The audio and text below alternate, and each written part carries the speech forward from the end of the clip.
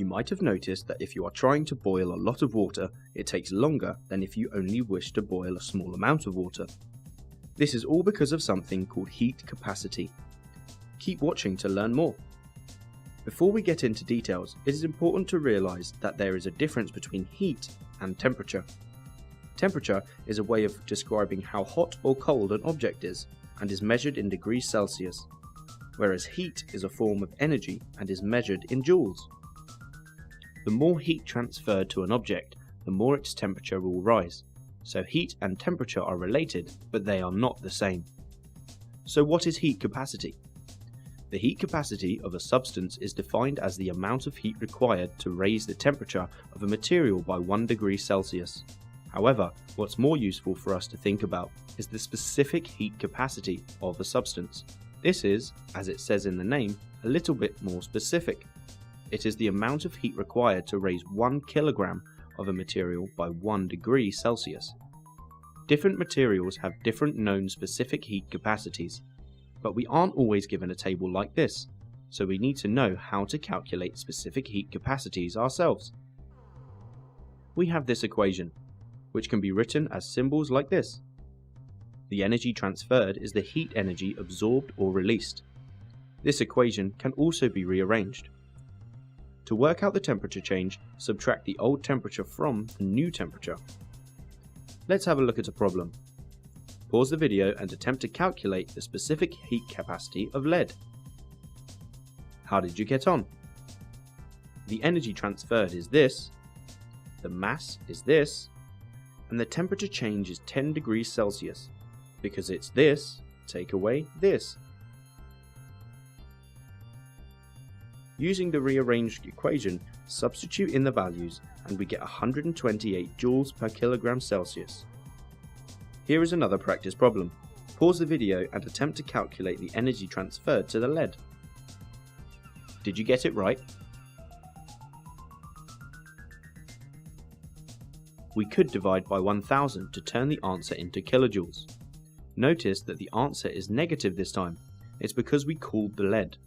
The temperature change will always be negative if it is being cooled, and positive if it is being heated.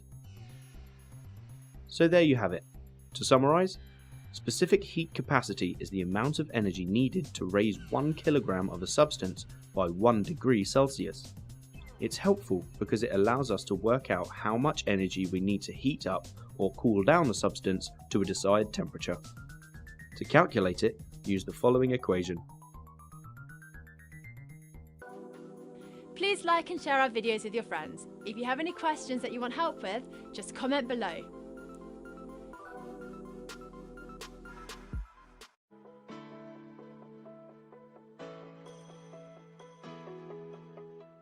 When a substance changes its state, heat energy is involved. The energy is not to heat up the substance, but to separate the molecules from each other. This is known as specific latent heat. Specific latent heat should not be confused with specific heat capacity. Before watching this video, I recommend watching this one first.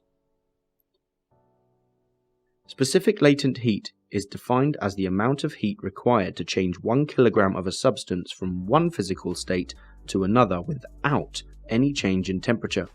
So specific latent heat is the heat energy absorbed or given out when a substance undergoes a state change. For example, the heat energy absorbed when a candle burns and a solid wax melts. Two key things to note. Firstly, that specific latent heat is particular to state changes, so the specific latent heat to change ice to water is different to the specific latent heat to change water to water vapor. And secondly, that there is no change in temperature during this change of state. It remains constant. The temperature will only change once the state change has completed. As I said before, the heat energy is not used to heat up the substance, hence no change in temperature, but instead used to make or break the bonds that hold the molecules together. If we heat up a plastic fork to its melting point, see between points B and C on this graph. The heat energy it absorbs at its melting point is busy breaking the bonds between the individual plastic molecules. Once enough bonds between molecules have been broken, the fork will melt and become liquid plastic. Messy. After this point, if we keep heating up the melted plastic, a temperature rise will be detected. The temperature will keep rising up until the next state change, liquid to gas. At the vaporization point, the plastic would stop increasing in temperature whilst it transitioned to gaseous plastic. Once in the gas state, if we were to continue heating further, the gaseous plastic would, you've guessed it, rise in temperature. So breaking bonds is why the temperature does not rise or fall when a substance undergoes a state change. Remember I said earlier that it may take a different amount of heat energy to change a solid into a liquid than to change a liquid into a gas? For example, it takes 7 times more energy to turn liquid water into gaseous water than it does to melt ice into liquid water. This means a substance can have 2 specific latent heats. Now let's have a look at the maths. To calculate specific latent heat, we use this equation. This formula can be rearranged. The units of specific latent heat are joules over kilograms. Let's do a practice problem. Remember that specific latent heat of fusion is the energy required to make water to go from liquid from solid.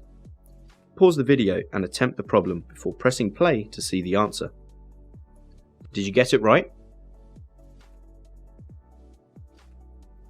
That's a lot of heat energy. We could turn it into kilojoules by dividing by 1000. So in summary, specific latent heat is the heat energy transferred between 1 kilogram of a substance and its surroundings when it undergoes a change in state. There is no change in temperature, and we calculate it using this equation. Please like and share our videos with your friends. If you have any questions that you want help with, just comment below.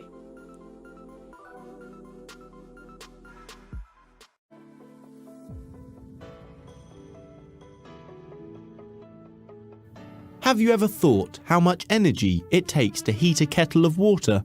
The amount of energy transferred will depend on 3 things. Can you think about what they might be? Pause the video while you have a think. The amount of water, the rise in temperature, the specific heat capacity of water. You may not have heard of specific heat capacity. This is the amount of energy needed to heat 1 kilogram of water by 1 Celsius. The value is specific to water, hence the name. These 3 quantities can be connected by a formula. Delta E equals mc delta theta, or change in thermal energy equals mass times specific heat capacity times temperature change, where delta E is measured in joules, m in kilograms, C in joules per kilogram per degree Celsius, and delta theta in Celsius. Water has a specific heat capacity of 4.18 kilojoules per kilogram per degree Celsius. This means it needs 4.18 kilojoules to heat 1 kilogram up by 1 degree Celsius. We can use the equation delta E equals mc delta theta to work out the energy needed to boil a kettle of water. If we take 0.5 kilograms of water, or half a litre, at 18 degrees Celsius and heat it to boiling, or 100 degrees Celsius, then energy used equals 0.5 times 4.18 times 82, which equals 171.380 kilojoules. This assumes that there is no loss of energy during heating, which of course there will be. Heat and sound will be lost to the surroundings. If this kettle took 80 seconds to boil, then we can begin to estimate the power of the kettle. Power is the rate at which energy is transferred. Power equals energy over time. So we get 171.38 over 80 equals 2.14 kilojoules per second, or 2.14 kilowatts. This answer will be slightly lower than the actual power due to the kettle being uninsulated. This water boiler holds 10.5 litres of water. How much energy is transferred if the water at 14 degrees Celsius is heated to boiling point? Pause the video while you work it out. Did you get 3,774.5 kilojoules or 3.775 megajoules? Different materials have their own specific heat capacity. This has consequences in our everyday life that we may not be aware of. Most of us probably cook with water more often than we do with oil. Imagine that we are heating pans of water and oil over identical heat sources.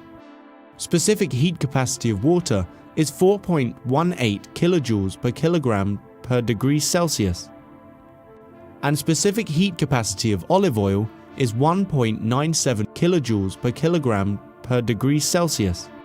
What temperature rise would you get for each if 1 kilogram of each had 40 kilojoules of energy transferred? If we rearrange the equation, delta theta is the temperature rise. For water, we get 9.5 degrees Celsius. And for olive oil, we get 20.3 degrees Celsius. Oils have a much lower specific heat capacity than water, so heat up much quicker when exposed to an identical heat source. This is why we are often surprised how fast a pan of oil heats up when we are cooking.